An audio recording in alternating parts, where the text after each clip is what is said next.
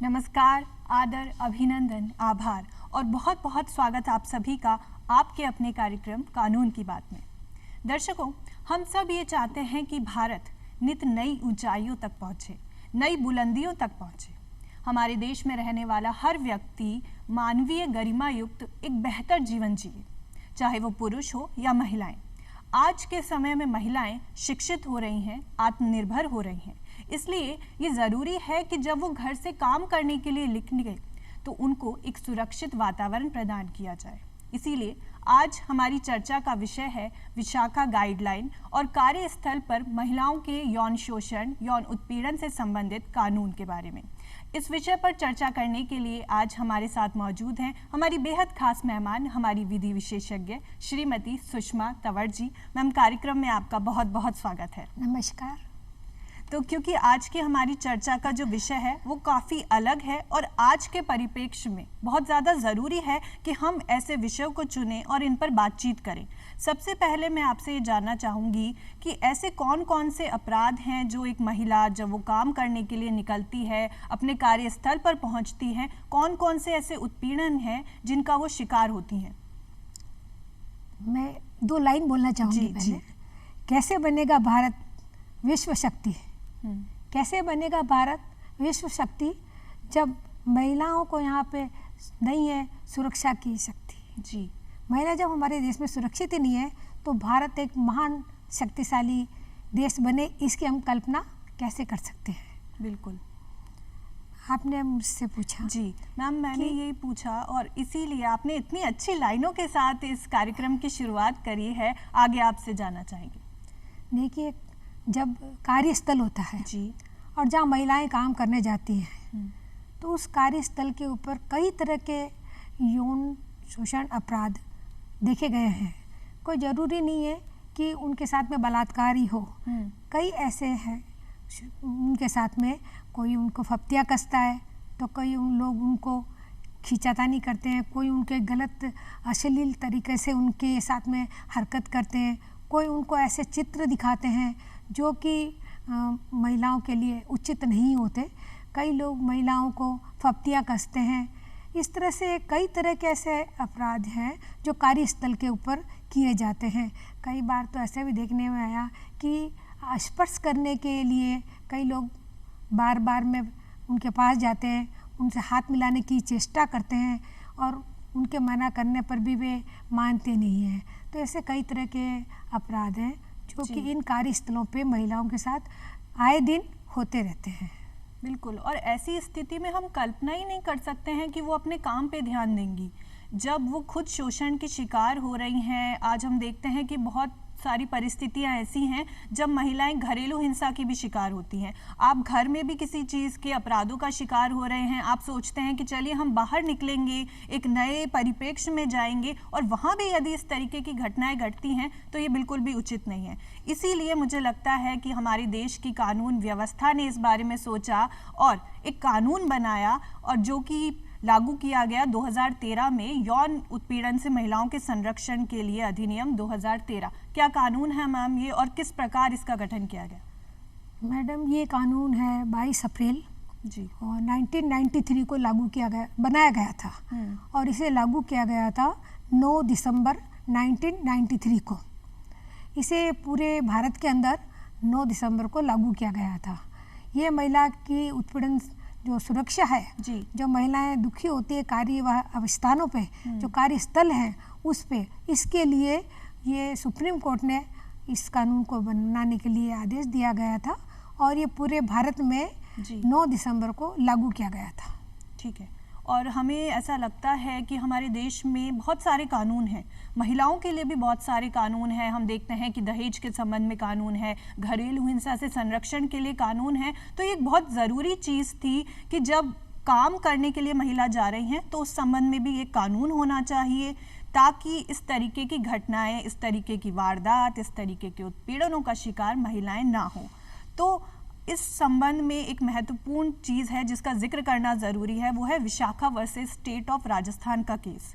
ये एक केस आया जो क्रांति लाया, जिस संबंध में लगा कोर्ट को देश को कि नहीं, अब ऐसे नॉर्मल रहने पे बात नहीं बनेगी, हमें कानून चाहिए, हमें गाइडलाइन चाहिए। मैम, क्या योगदान इस केस का था? मैडम, ऐसा था कि ये बात एक 1992 की है।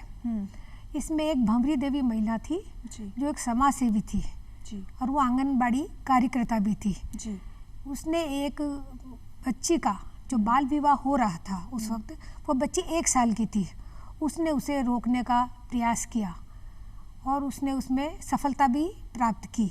मगर कुछ लोग उसके बहुत दुश्मन बन गए और उन्होंने उस महिला के साथ में रेप केस किया। इस तरह से उस महिला के साथ में इस उत्पीड़न हुआ, यौन शोषण का। तो उस वक्त एक एनजीओ काम कर रहा था, उसका नाम था विशाखा। उस विशाखा जो एनजीओ था उसने जाकर के राजस्थान सरकार और भारत सरकार के विरुद्ध सर्वोच्च न्यायालय में इस केस को लगाया जी। और उसके बाद में वहाँ के जो न्यायालय अधिकारी थे, न्यायाधीश थे, उनको भी लगा कि इस तरह से अगर कोई महिला जाके काम करेगी, सुरक्षा का काम करेगी, किसी की शिक्षा का काम करेगी, बाल विवाह को रुकाने का काम करेगी और उसके साथ यौन उत्पीड़न होएगा, तो ये एक गाइडलाइन उन्होंने जारी की जो कि एक कानून के रूप में सबके सामने प्रदर्शित हुआ। ठीक है। और हमारे देश के जितने भी महापुरुष हम देखते हैं, उन्होंने सभी ने स्त्रियों को बहुत सम्मान दिया और कहा कि हमारे देश को यदि आगे बढ़ाना है तो सबसे पहला एक काम जो हमें करना ज़रूरी है वो ये कि हमारे देश की महिलाओं को हम सुरक्षा दें और सम्मान दें, तभी हम आगे बढ़ सकते हैं। और मान लीजिए कि हम कितना भी आगे बढ़ जाएं, कितनी भी मिसाइल लॉन्च कर लें, कितने भी नए नए नेटवर्क ले आएँ, वो तब तक माननीय नहीं है जब तक हमारे देश की जो आधी आबादी है ये सुरक्षित नहीं है। इसीलिए एक इंटरनल कंप्लेंट कमेटी का जिक्र होता है। इससे एक बहुत अच्छा सुरक्षित वातावरण तैयार करने की चेष्टा की जाती है, कोशिश की जाती है ताकि इस तरीके के अपराधों को रोका जा सके। ये क्या समिति है और किस तरीके से काम करती है? हमारे देश के अंदर महिलाओं को देवी का दर्जा दिया जाता जी। और विज्ञान के इतने चमत्कार हो गए, विज्ञान का इतना कार्य आगे बढ़ गया कि महिलाओं को मजबूरन अपने घर के लिए, अपने बच्चों के लिए, अपने पति के लिए उनको कार्य करने के लिए मजबूर होना पड़ा, क्योंकि हर एक परिवार में इस एक पति से खर्चा नहीं चलता। इसलिए महिलाओं ने भी अपना सामाजिक काम करते हुए दोहरा जीवन उन्होंने किया और वे कार्य करने लगी। ये कार्य कई जगह पे उन्होंने करती हैं महिलाएं, जैसे सरकारी भी है, अर्ध सरकारी भी है, कारखानों में भी है, कई अस्पतालों में भी है, कई सरकारी अस्पताल है, कई स्कूल से, कई थाने हैं। मतलब कहने का कि सब क्षेत्रों के अंदर महिलाओं ने अपना काम चालू किया। बिल्कुल। पर वहाँ भी उनको सुरक्षा की बहुत आवश्यकता थी, क्योंकि अगर महिलाएं वहाँ सुरक्षित नहीं है तो न तो वो अपने घर पे अपने पति को आके कह सकती, न अपने ससुराल वालों को कुछ कह सकती। इसलिए एक एनजीओ की स्थापना की गई। एनजीओ ने ये गाइडलाइन दी, विशाखा एनजीओ ने, कि भाई हर जो ऑफिस है, चाहे वो सरकारी है, चाहे अर्ध सरकारी है, या कोई सा भी संस्था है या संगठन है, उसके अंदर जहाँ 10 से अधिक लोग काम करते हैं, महिला वहाँ चाहे एक ही हो, जी, तो वहाँ पर ये समिति बनाई जाएगी, जिसमें उन लोगों ने ये बताया आईसीसी करके। तो ये इंटरनल शिकायत कमेटी, इसके अंदर अगर किसी ऑफिस में, किसी कार्यस्थल पे किसी महिला के साथ में किसी भी तरह का यौन शोषण होता है तो वो उस कमेटी को अपनी शिकायत दर्ज करा सकती है। ठीक है। और हमने ये देखा कि एक बहुत अच्छा प्रावधान ये है, और बहुत अच्छा होने के साथ साथ ये बहुत ज़रूरी भी है कि जहाँ भी महिला काम कर रही है वहाँ एक समिति ऐसी होनी ही चाहिए जो शिकायतों का निवारण करने के लिए हो। लेकिन कई बार हम देखते हैं कि ठीक है, ये इस तरीके की समिति का गठन किया गया है, लेकिन जो प्रैक्टिकल अप्रोच है वो अलग होती है। कई बार ऐसा होता है कि जो हमारे साथ लोग काम कर रहे हैं वही हमारे को परेशान कर रहे हैं। कई बार ये होता है कि जो सीनियर है, जिसने हमें अपॉइंट किया हुआ है, अब हम उनसे ही परेशान होते हैं। वहाँ स्थिति और ज़्यादा विकट हो जाती है, क्योंकि जब आप आवाज़ उठाते हैं आपके पास बहुत सारी चीज़ें होती है सोचने के लिए। मैं कुछ बोलूँगी, मेरी जॉब जा सकती है, मैं कैसे काम करूँगी, अब मेरा खर्चा कैसे चलेगा, मैं आगे कैसे बढ़ूँगी, बहुत सी चीज़ें हैं। यदि या तो चुप रह करके आप सब कुछ सही है, या फिर यदि आप बोलेंगे तो उसका एक अलग कॉन्सेप्ट हो जाएगा। ऐसी स्थिति में जब नियोजक के खिलाफ ही अपने को कोई कंप्लेंट करनी है, और संस्था में ये जो कंप्लेंट समिति बनी हुई थी, इससे अपनी बात नहीं बन रही है, मान लीजिए जो समिति है वो सही तरीके से काम नहीं कर रही है या कोई पक्षपात किया जा रहा है, ऐसी स्थिति में महिला कहाँ जाए? अगर उसे महिला को ये लगे कि ये जो समिति बनी हुई है इसके अंदर 4 सदस्य होते हैं जी, और एक तो वहीं का नियोजक होता है और एक सदस्य बाहर से एनजीओ से लिया जाता है। अच्छा, वो कोशिश करके देखती है कि पहले तो वो अपने नियोजक को इसके बारे में कहती है। अगर नियोजक से उसे बात नहीं बनती है तो जो एनजीओ से आई हुई महिला है उसको भी वो अपना ये परेशानी बयां कर सकती है। अगर वहाँ भी वो लगे कि मेरे साथ में इंसाफ नहीं हो रहा है और मेरी कोई नहीं सुन रहा है, तो मेरे पक्ष में कोई नहीं बोल रहा है, तो फिर आखिर में वो पुलिस स्टेशन भी जा सकती है। मतलब 2 रास्ते खुले हुए हैं। एक, पहली कोशिश हर व्यक्ति की यही होती है कि जहाँ भी संस्था है, जो भी है, उनसे ही सुलह हो जाए, मामला ठीक हो जाए, वहीं पे काम निपट जाए। लेकिन फिर भी यदि बात नहीं बन रही है तो दूसरा उपचार भी हमारे पास है कि हम पुलिस के पास जा सकते हैं और नॉर्मल जिस तरीके से सभी अपराधों की कंप्लेंट दर्ज कराई जाती है उसी तरीके से कंप्लेंट दर्ज करा सकते हैं। ठीक है मैम, हम देखते हैं कि इस तरीके का कॉन्सेप्ट आ चुका है, कानून हमारे पास है, ये गाइडलाइन हर किसी क्षेत्र में जारी की गई है, लेकिन फिर भी महिलाएं आज भी, एक आंकड़े हमें ये बताते हैं कि 50% महिलाएं, बल्कि मैं तो कहती हूँ 50% से ज़्यादा ही होता होगा, जो चुप ही रहती हैं, कंप्लेंट दर्ज कराती ही नहीं हैं, और जो भी उनके साथ जिस भी तरीके की गतिविधि हो रही है, गलत काम हो रहा है, उसे सहन करती रहती है। ये चीज़ कैसे हो कि महिलाएं अपनी आवाज़ उठाए? रेखा जी, महिलाओं को तो झांसी की रानी बनना पड़ेगा। अगर उन्हें मालूम है कि हम अब कार्य कर रहे हैं, शिक्षित हो गई है, पहले की तरह अंगूठा छाप महिलाएं नहीं रही, अधिकांश महिलाएं शिक्षित है, और सरकार और गाँव में भी, शहरों के अलावा गाँव में भी निःशुल्क पाठशालाएं खोल रही है।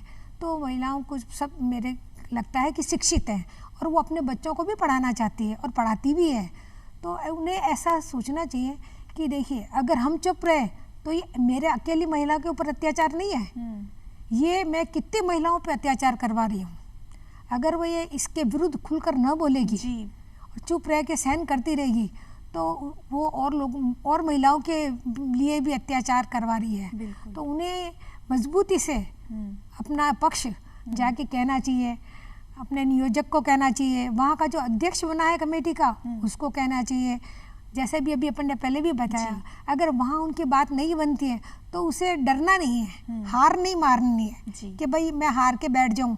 अगर एक महिला हार मानेगी तो 100 महिलाएं हार मान जाएगी, उसको देख के 100 महिलाएं उठ खड़ी होगी कि भाई आज इस महिला ने, चलो उसकी नौकरी जाए पर मुझे, मेरी चिंता नहीं, मुझे और महिलाओं को बचाना है। जब ये सोच उसके अंदर आएगी तभी वो महिला और महिलाओं का भी भला कर सकेगी, और उत्पीड़न जो हो रहे हैं महिलाओं के साथ, यौन शोषण जो हो रहे हैं, उनको भी रोक सकेगी। जी, आपने बहुत ही अच्छी बात कही कि एक महिला यदि चुप रहती है तो वो सिर्फ खुद के लिए ही चुप नहीं रहती है, उससे आगे इस तरीके की गतिविधियों को बढ़ावा मिलता रहता है, और हो सकता है एक महिला जिस चीज़ की शिकार रही है, आने वाले समय में कोई दूसरी महिला भी इस तरीके की गतिविधियों का शिकार हो सकती है। इसलिए सिर्फ सीता बनने से काम नहीं चलेगा, सिर्फ शांत रहने से, शीतला बनने से काम नहीं चलेगा, कई बार काली का रूप भी धारण करना पड़ता है। ठीक है, आज के समय में जब हम ये देखते हैं कि वक्त बदल रहा है, एक दौर होता था महिलाएं सिर्फ बेलन चलाती थी, आज बेलन नहीं चलाती हैं, देश भी चलाती हैं। आज तो हमारे देश के जो राष्ट्रपति हैं वो ही महिला हैं। तो ये जो पूरा परिवर्तन आया है, काफ़ी हद तक हम बदल चुके हैं, देश बदल रहा है, सोच बदल रही है, लेकिन अभी भी बहुत काम करना ज़रूरी है।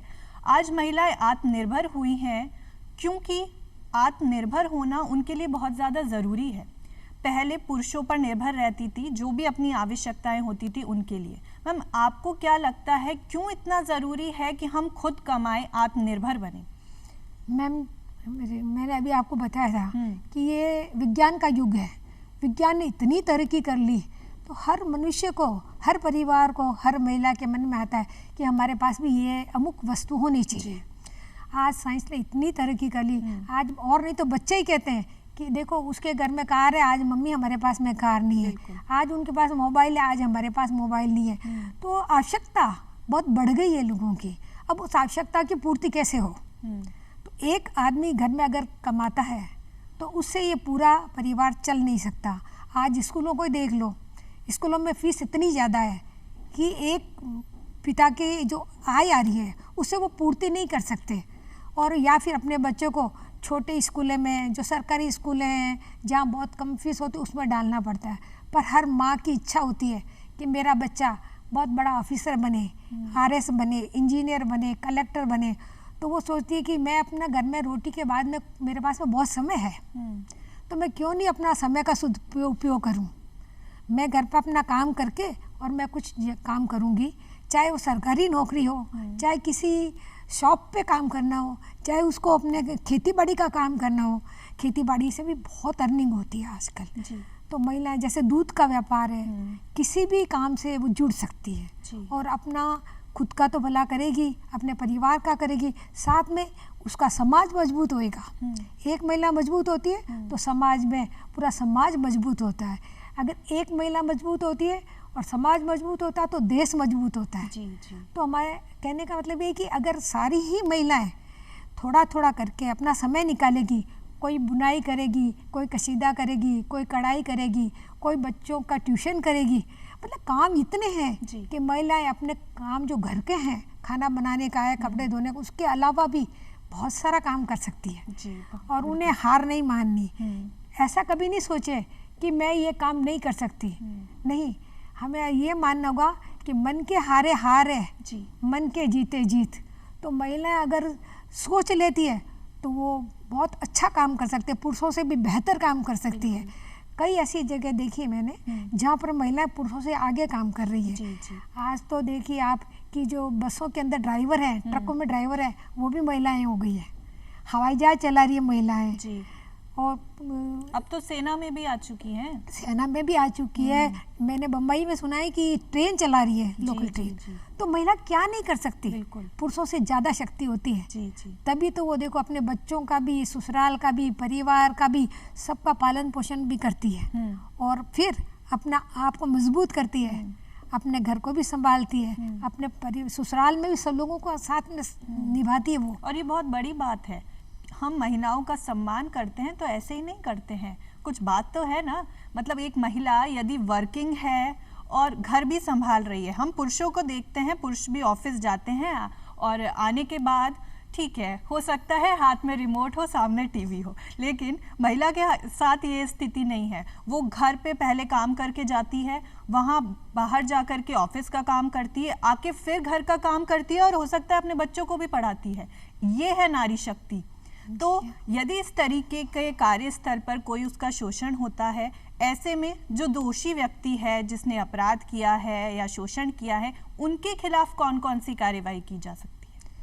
हम देखिए, जहाँ ये अपन ने बनाया नियोजन, जो कमेटियाँ बनी हुई है ना, ये आंतरिक कमेटी शिकायत वाली, उनके अंदर ये है कि जब वो शिकायत करती है तो वो लोग उस जो व्यक्ति उस महिला के साथ में यौन अपराध करता है तो उनको सजा के तौर पे उनकी पनिशमेंट भी ज़्यादा बड़ा नहीं दे सकते। यही है कि ज़्यादा कर उनका ट्रांसफ़र कर दे, ठीक है ना, उनकी पदोन्नति है वो रोक दे, और उनके ऊपर फीस जुर्माना भी लगाया जाता है। ठीक है, और ये ज़रूरी भी है जी, तभी इस तरीके की जो वारदात हैं इनको रोका जा सकता है। देखिए, जब एक आदमी पे जुर्माना लगेगा, ठीक है, उसे खाली चुपचाप रख के जो संगठन है अपना या जो नियोजक है उनको चुपचाप में ही दंड नहीं देना। उनका जो भी उन पे जुर्माना लगा, उन सबको जो वहाँ पे लोग और काम कर रहे हैं उन सबको मालूम चलना चाहिए कि इस तरह से अगर हमने काम करेंगे तो हमारे को ये जुर्माना लगेगा। जी। और उसके अलावा जहाँ भी ऑफिस है, चाहे सरकारी है, अर्ध सरकारी है, संगठन है, कारखाना है, कोई भी है, तो वहाँ पर ऐसे पोस्टर बना के लगाने चाहिए कि अगर कोई इस तरह से किसी के साथ छेड़खानी करेगा, किसी का परेशानी करेगा, तो उनके साथ में जुर्माना लगेगा जी। और जुर्माने के डर से व्यक्ति जो है वो आगे जो दूसरे लोग हैं वो हिम्मत नहीं करेंगे। बिल्कुल, एक उदाहरण पेश करना बहुत ज़्यादा ज़रूरी है। मतलब जी हाँ। सुषमा जी, आज हम आज़ादी के 75वां अमृत महोत्सव मना रहे हैं। आज़ादी को हुए भी इतने साल हो गए हैं, हम बहुत प्रगति कर रहे हैं। आपने बार बार जिक्र किया कि आज हम विज्ञान के युग में हैं, बिल्कुल हैं। आज नित नई आविष्कार हमारे सामने आ रहे हैं, टेक्नोलॉजी हमारे पास है, शिक्षित हम हो चुके हैं। एक समय था जहाँ पे ग्रेजुएशन करना ही इंसान एक बहुत बड़ी बात होती थी कि अरे मैं ग्रेजुएट हूँ। आज तो शिक्षा की भी कोई लिमिट नहीं है, शिक्षा की लिमिट नहीं है, आविष्कारों की लिमिट नहीं है, इतनी सारी सुविधाओं की लिमिट नहीं है। एक चीज़ है जो फिर भी आज हमें रोके हुए है, वो ये कि इतनी पढ़ाई होने के बाद भी आज महिलाओं के प्रति ये जो वो अपराध हैं ये बढ़ते जा रहे हैं। क्यों? इसलिए क्योंकि शायद हमारी जो मॉरल वैल्यूज़ है, जो हमारे संस्कार हैं, वो घटते जा रहे हैं, भले चाहे कितनी भी चीज़ें बढ़ती जा रही हों। आपको क्या लगता है कि एक कंपनी में जहाँ पे बहुत सारे लोग काम कर रहे हैं, एक इंजीनियर है, एक सॉफ्टवेयर इंजीनियर है, एक कुछ और है, और वो इस तरीके के अपराधों को यदि अंजाम देते हैं तो कमी तो है। कैसे इसे ठीक किया जा सकता है? मैडम यही है कि ये जो हमारा मीडिया है, चाहे अखबार ले लो, चाहे प्रिंट मीडिया ले लो, चाहे और भी अपने मीडिया हैं, उनके अंदर इनको हाईलाइट करना बहुत ज़रूरी है। जब तक लोगों के अंदर एक एक लोगों को ये चीज़ का मालूम नहीं चलेगा कि ये हम अपराध कर रहे हैं। जी जी। तो अभी लोग करते हैं तो वो सोचते हैं कुछ नहीं, मैंने क्या है उस पर फप्ती कसी थी, क्या है मैंने गाना गा दिया था, क्या है वो निकल रही थी तो उसको थोड़ा सा स्पर्श कर लिया। लेकिन जब उन्हें ये मालूम चला कि ये बहुत बड़ा अपराध है, तो इस अपराध को करने से वे लोग डरेंगे, भयभीत होंगे, क्योंकि उनको ऊपर जुर्माना लगेगा। हो सकता है उन्हें नौकरी से भी निकाला जा सकता है अगर वो बार बार नहीं मानेंगे। जी। और बार बार महिला के साथ में इस तरह से अपराध करेंगे, उनको हरेसमेंट करेंगे, तो हो सकता है कि उनकी नौकरी से भी निकाले, क्योंकि नौकरी ज़रूरी नहीं कि सरकारी ही हो। बिल्कुल। ये कारखाने हैं जहाँ पर कई तरह के लोग होते हैं, बड़े अस्पताल हैं, स्कूल्स हैं, स्कूल्स में भी आप देखिए कि सब तरह के लोग होते हैं, अध्यापक भी है और अध्यापिका भी है। तो वहाँ भी कहीं न कहीं ये इस तरह से छेड़खानी होती है। ज़्यादा नहीं होती है तो थोड़ी बहुत होती है, लेकिन महिलाओं को इसमें सतर्क रहना बहुत ज़रूरी है। अगर उसे थोड़ा सा लगे कि ये आदमी बार बार मुझे देख के हंस रहा है, या मुझे फूल दे रहा है, या मुझे बार बार में चाय के लिए निमंत्रण देता है, तो ये ज़रूर कुछ न कुछ गलत मेरे साथ करना चाहता है। बिल्कुल, मतलब ये भी है कि महिलाओं को खुद को भी जागरूकता भी होनी चाहिए, एक तो कानून के प्रति, और एक ये कि भाई हमारे लिए कानून आया हुआ है और हमें ही नहीं पता है, ऐसे भी बात नहीं बनेगी। मैम, जागरूकता का, अवेयरनेस का कितना रोल है? मैम, जितना अगर अवेयरनेस बढ़ेगी तो जो करने वाला है वो भी डरेगा, भयभीत होगा, और जो महिला है वो भी समझेगी कि हमारे लिए कानून बना हुआ है। और अगर हमें इस तरह से ये हाथ लगाता है या छेड़खानी करता है या मुख से कुछ बोलता है या अश्लील चित्र दिखाता है, तो हमें कंप्लेन करनी चाहिए। तो महिलाओं में भी हिम्मत आएगी। अभी क्या है कि लोगों के अंदर इस एक्ट की, इस कानून की बहुत ज़्यादा अवेयरनेस नहीं आई है, और नहीं, मुझे नहीं लगता कि स्कूलों ने भी ऐसी कमेटियाँ बनाई हैं, न अस्पतालों ने। प्राइवेट अस्पताल भी है, कई बार देखा कि अस्पताल के अंदर मरीज, उसके साथ में डॉक्टर या नर्स या कंपाउंडर छेड़खानी कर रहा है, और नहीं तो वहाँ का जो स्वीपर बॉय, वो बॉय ही उनको छेड़खानी कर लेता है। तो जब तक किसी को पता ही नहीं चलेगा कि ये एक बहुत बड़ा अपराध है और हमें कहाँ जाना है, हम इसकी शिकायत कर सकते हैं, तो महिलाएं भी डरेगी नहीं। महिलाओं को जब एक महिला को इसकी जानकारी होना बहुत ज़रूरी है।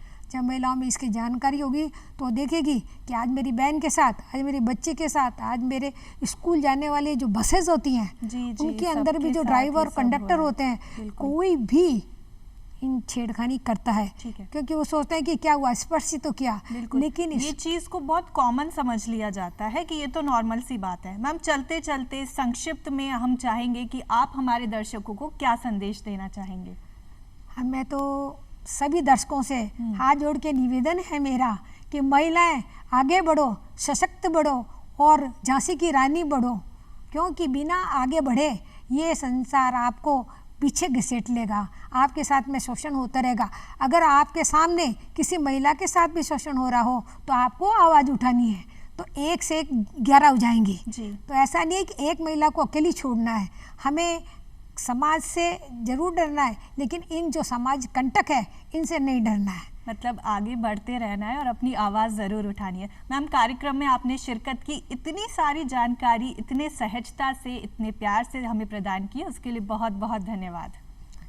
तो दर्शकों, आज की चर्चा के बाद हम ये कह सकते हैं कि हमें महिलाओं को चुप नहीं रहना है। बहुत से कानूनी प्रावधान, स्पेशल प्रोविजंस हमारे देश के कानूनों के तहत किए गए हैं, उनका लाभ उठाना है। एनजीओज हमारे लिए काम कर रहे हैं और जो भी गलत हो रहा है उसके खिलाफ हम आवाज़ उठाएं, कानूनी प्रावधानों का उपयोग करें, क्योंकि आदमी के मसले आदमी से हल नहीं होंगे। जो अंधेरे आज सच हैं कल नहीं होंगे। सीखना होगा हमें ही ठीक से चलना, जिंदगी के रास्ते कभी समतल नहीं होंगे।